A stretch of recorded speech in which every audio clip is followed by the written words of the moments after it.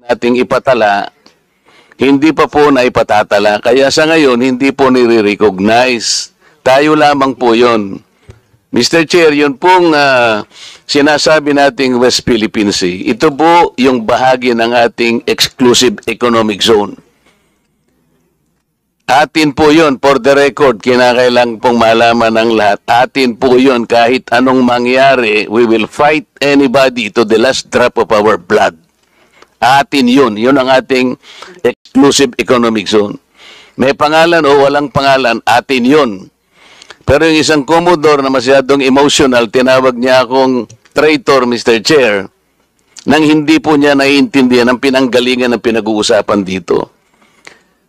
Pwede po ba tayong gumawa ng kalye, tayo-tayo lang, nang hindi natin ipatatala sa barangay o kaya sa munisipyo? Pagkat pumunta ron si Honorable Barber Seme, sakay-sakay ng isang tricycle. At iwe-wish niya yun. Sapagkat ang gumawa lang doon si Congressman Paduan o sarili niya lang, hindi niya makikita yun, maliligaw yung tao. Yun ang ibig ko po sabihin. Ilagay po natin sa konteksto ng pangmundong pag-uusap ito. Hindi po tayo nag-iisang bansa lang sa daigdig. Yan po yung ibig ko sabihin. Ngayon, kung mag-google po o kung magbablog po yung ibang mga tao at ipipilit nila na si Congressman Marcoleta, maka-China pala ito. Mr. Representative po ng YouTube. Kasi pag tinignan niyo po yung YouTube, lilitaw yan. Marcoleta pro-China. Paano po ninyo ipaliliwanag sa tao na hindi po ako pro-China? Mr. Chair, sinabi ko ba na katang-isip ang West Philippine Sea? I cannot recall, Mr. Chair. Hindi, kasi ang salita mo dyan, merong nagsabing katang-isip. Sinabi ko ba na katang-isip ang West Philippine Sea? I said I stand by the statement of the President. I did not mention you said it, sir. Meron kang katang-isip na sinabi dyan eh. To whom are you referring that? No, sir. The katang-isip phrase was the President's statement during his SONA. I just merely restated the statement of President Bongbong Marcos. Kaya nga, when he you are now delivered it to SONA. Kaya mo lang nilabas yan after I said that there is no such thing as West Philippine Sea. But that is in context of the fact that it is not yet registered in the International Hydrographic Organization. Alam mo, Commodore, ang procedure. Tama. Mr. Chair? No, you have to answer, Mr. Chair. Alam Yes, mo sir. yung procedure kung paano maitatala, kung paano natin papangalanan ang isang karagatan na tayo ang may-ari. You know the procedures, right? With respect to the 19th Congress who passed You the have Republic to Act answer my question, 12064, Mr. Chair. the Philippine Maritime Zones Act, sir, the West. Kindly repeat your question. You know, Commodore, the procedures on how we can register the name of a maritime area that we control or that we believe it is ours. You know the procedures on how Yes, to sir. register. Okay. So, ano na po ba, nakarehistro na po ba, nairehistro na po ba natin yung West Philippine Sea? Sir, with regard to your question, there must be a legislation and then submit it to the international. Oo nga, meron na po Hydrographic tayong Organization. legislation. As Yes, a sir. matter of fact, nagagawa na po yung Congress. Kailangan po talaga yon. Yes, sir. Nagpasimula tayo sa administrative order pero kulang yon. Kaya nga po ang Congress gumawa para tulungan po kayo. Okay, sa ngayon po, sa tagal na po ng proseso, yun po yung dapat ninyong palaging gagawin. Kailangan lahat ng lakas natin gamitin, maparehistro po natin. Pero ngayon, hindi pa nakarehistro. Tama po. Again, sir, answer your question. It Please. steps by Commodore, step. sandali. Yes, sir. Please answer the question Yes, directly. The question calls for a yes or no. Contents that might negatively impact free and fair democratic elections ay tinatanggal po ninyo, sir. Tama po. Mr. Chair, certain types of election misinformation po, Mr. Chair. Kasi po ngayon, actual po yung nangyayari sa akin. Ako'y binabas po ng, hindi naman po masyadong marami. Ngunit, dahil nga po doon sa pagkakasabi ko na there is no such thing as West Philippine Sea, meron pong isang Commodore na tumawag sa akin na traitor. Do you understand, attorney, the word traitor? Yes, Mr. Chair.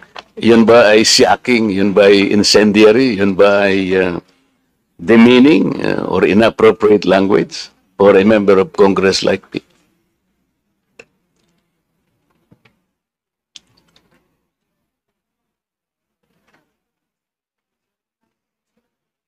Mr. Chair, I don't know the full context of the statement, so I'm unable to provide a comment on that, Mr. Chair. Okay, let's give the context.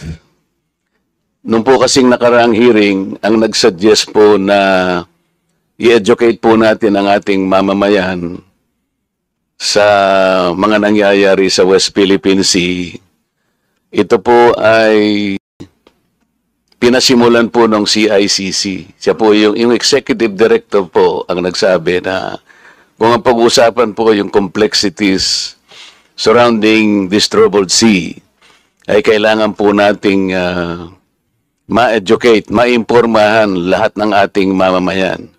Yun po ay sinabi niya sa liwanag ng maraming misinformation, marami pong mga deepfakes, mga fake news.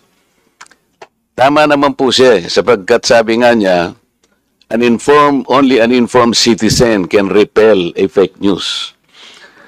Ako po, sinuportahan ko yung pangungusap na yun sapagkat kailangan lang. Sapagkat hindi naman po pwedeng pag-usapan po natin ang West Philippine Sea ng tayo-tayo lang. Sapagkat marami rin pong claimants kasi na pinag-uusapan dyan sa bahagyang yan ng ating mundo. So, gusto kong pasimulan po yung public discourse nung sinabi kong there is no such thing as West Philippine Sea. Ang ibig ko pong sabihin, if we involve the international community, hindi po nila makita sa mapa yung West Philippine Sea.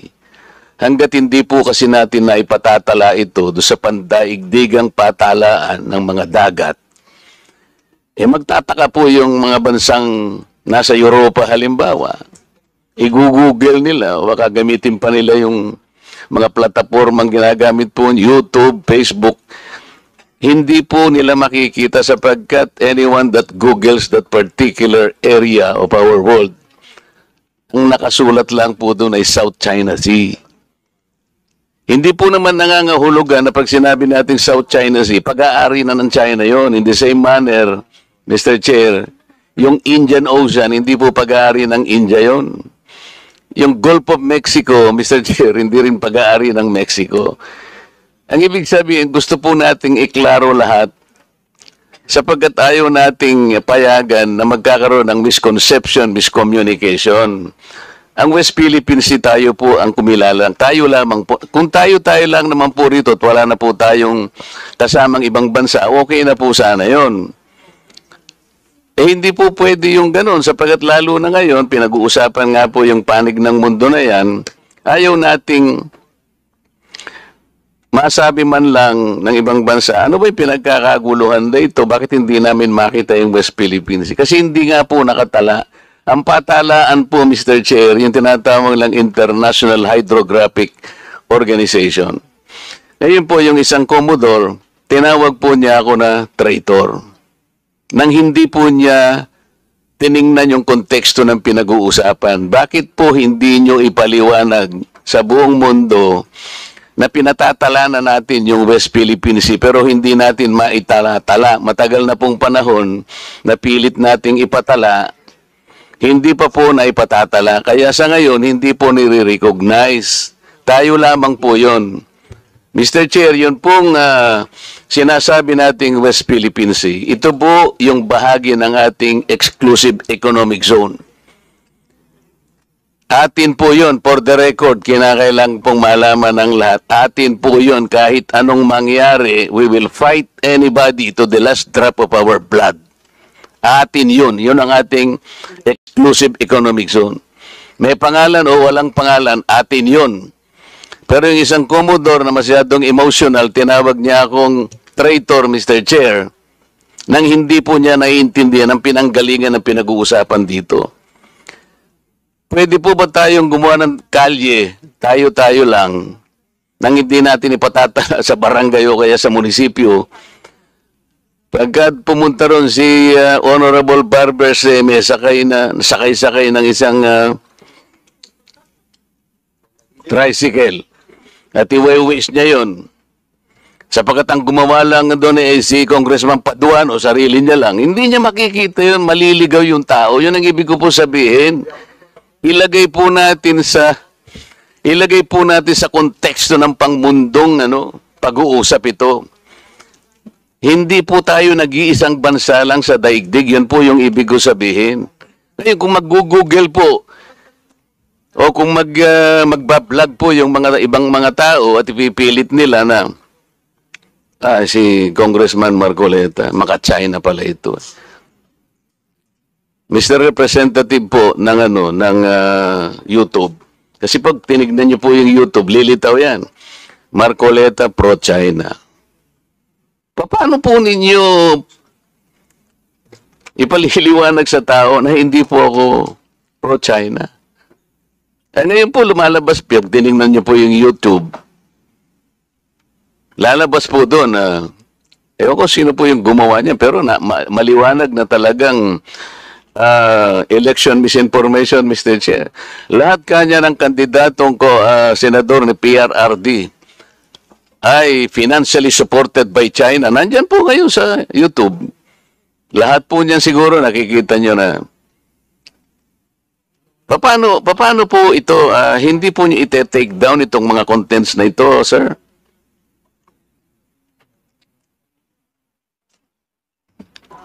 So kung meron pong magre-report nung content, i-assess po yung content against sa mga polisiya po. At, Makikita po ninyo doon, sir, na I was called a traitor at yung statement ko raw is a disservice to the nation. It came from no less than the spokesman of the Philippine Coast Guard. I believe he is here. May I request, Mr. Chair, that the Commodore sit in front or near us because there is still a vacant seat here between the Honorable Franz Castro and Yusek Nicolas Felix. Could you please occupy this seat, sir? Yes, kindly accede to the request of the Honorable Marcoleta.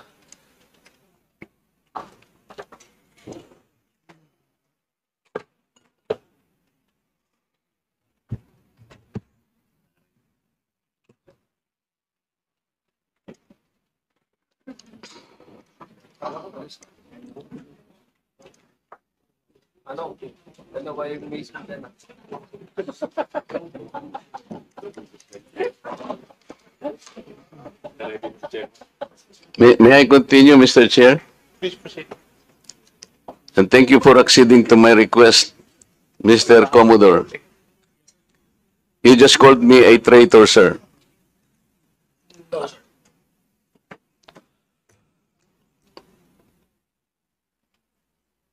Nasa Facebook po, nasa social media. Mr. Chair, with your permission,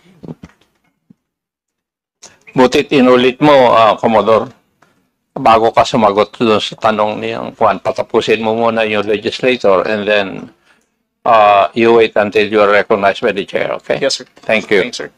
Please proceed. You said that you did not say that I am a traitor, but it is in the social media. Did you take an effort to clarify that so that you could not mislead people because they might believe that you have said that? It is only now that you are disowning this statement. Mr. Chair. Mr. Chair. Yes, sir. To the Honorable Marcoleta, sir. Let's put it on record. I did not use the word traitor in describing your statement that the West Philippine Sea ay kathang-isip lamang po. Let me read my post on X. I stand by the statement of President Bongbong Marcos when he said, ang West Philippine Sea ay hindi kathang-isip natin lamang. Ito ay atin, ito ay mananatiling atin hanggang nag-aalab ang diwa ng ating minamahal na bansang Pilipinas. Hearing someone claim that the West Philippine Sea is merely a fabrication of the Philippine government is a disservice and an embarrassment to their entire party, the organization he belonged to, and even their own family. How can the one face the younger generations today and tell them that our exclusive economic zone to the west of our archipelago is non-existent, effectively giving up the fight to assert their rights as Filipinos in the West Philippine Sea? Mr. Chair, sinabi ko ba na katang-isip ang West Philippine Sea? I cannot recall, Mr. Chair. Hindi, kasi ang salita mo dyan, merong nagsabing katang-isip. Sinabi ko ba na katang-isip ang West Philippine Sea? I said I stand by the statement of the President. I did not mention you said it, sir. Meron kang katang-isip na sinabi dyan eh. To whom are you referring that? No, sir. The kathang-isip phrase was the President's statement during his SONA. I just merely restated the statement of President Bongbong Marcos Kaya nga, when he you are delivered now it to SONA. Kaya mo lang nilabas yan after I said that there is no such thing as West Philippine Sea. But that is in context of the fact that it is not yet registered in the International Hydrographic Organization. Alam mo, Commodore, ang procedure. Tama. Mr. Chair, No, you have to answer, Mr. Chair.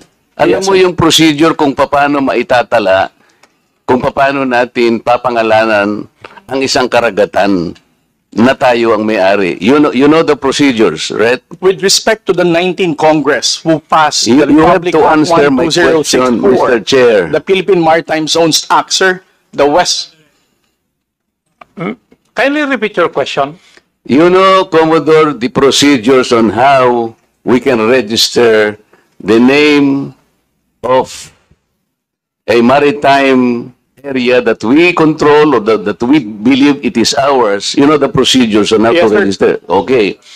So, ano na po ba, nakarehistro na po ba, nairehistro na po ba natin yung West Philippine Sea? Sir, with regard to your question, there must be a legislation and then submit it to the international. Oo nga, meron na po Hydrographic tayong Organization. legislation. And Yes, as a sir. matter of fact, nagagawa na po yung Congress. Kailangan po talaga yon. Yes, sir. Nagpasimula tayo sa administrative order, pero kulang yon. Kaya nga po ang Congress gumawa para tulungan po kayo. Okay, sa ngayon po, sa tagal na po ng proseso, yun po yung dapat ninyong palaging gagawin. Kailangan lahat ng lakas natin gamitin, maparehistro po natin. Pero ngayon, hindi pa nakarehistro. Tama po. Again, sir, answer your question. It Please. steps by Commodore, step. sandali. Yes, sir. Please answer the question Yes, directly. The question calls for a yes or no. No, sir. If it's in IHO, yes, through legislation. Sinasabi ko yung IHO because this is the only world body that officially names a particular area of the sea. Kaya sa konteksto po ng pinag-uusapan natin, kaya ko lang nasabi, sapagkat hindi pa po nakatala, we need the international community to recognize a part of our own. Yun lang po ang punto doon, Mr. Commodore.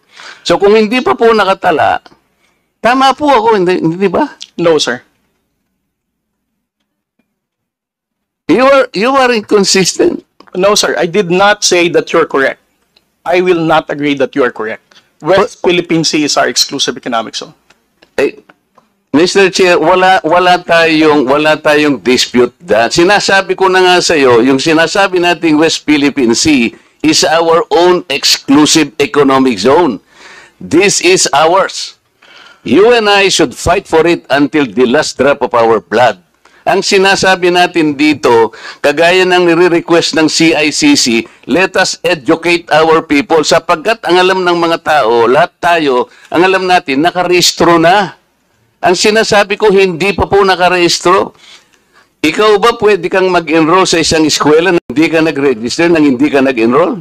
You answer my question. Of course, sir, there is a legislation. Kaya hindi pa nakarehistro, Mr. Chair. This is the only point. Let us not create a mountain out of molehill. Bigla mong sasabihin, in response to what I said, tathang isip, o blah, blah, blah, at lumabas sa traitor. Hindi ka man lang gumawa ng effort, for example, na I did not say that. Ngayon mo lang sinasabi. But you know, people are bashing me. I am pro-China. When is the last time or the first time that I am pro-China? Again, Mr. Chair, I never said that you are a traitor. That is clearly posted on my Twitter Pero account. hindi ka po nagbigay ng paliwanag na sinabi mo sana doon sa social media din. Bakit nyo ina-ascribe sa akin na sinabi ko na traitor si Kong Marcoleta? I did not say that. It is only now that you are explaining na wala kang sinabi. But kumalat na sa social media, kaya nga tayo nandito. These are the excesses and the abusiveness of social media, Mr. Chair. Nangyari na. Kahit na ilang libong mag-explain ka dito, yung tao narinig na nila na ikaw ang nagsabi. Because meron ka pang litrato dun eh.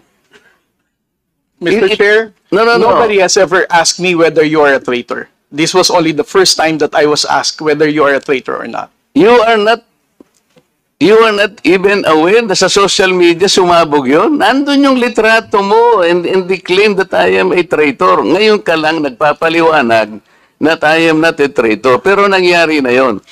Mr. Chair, I don't think that I'm under in any obligation to respond to all those social media Mr. posts Chair, by bloggers, social media influencers to tell them that Mr. they're Chair. wrong.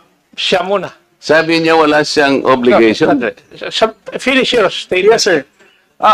Mr. Chair, Honorable Marcoleta, sir, I think I'm no under obligation to tell all the social media influencers, to bloggers, defend your name, tell them that you are not a traitor.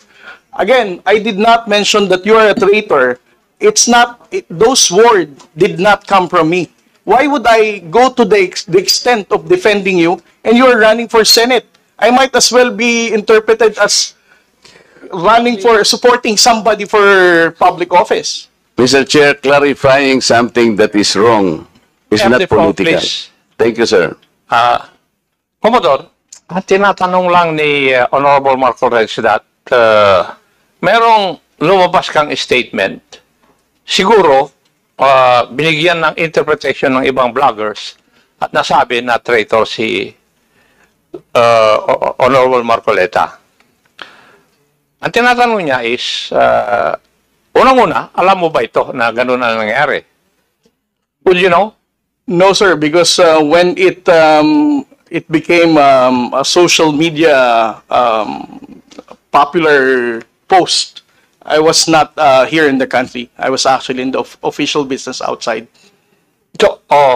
So when did you come to know about this? I only came to know about it when Congressman Marcoleta called me Gago and Mangmang in one of his interviews. So when was that?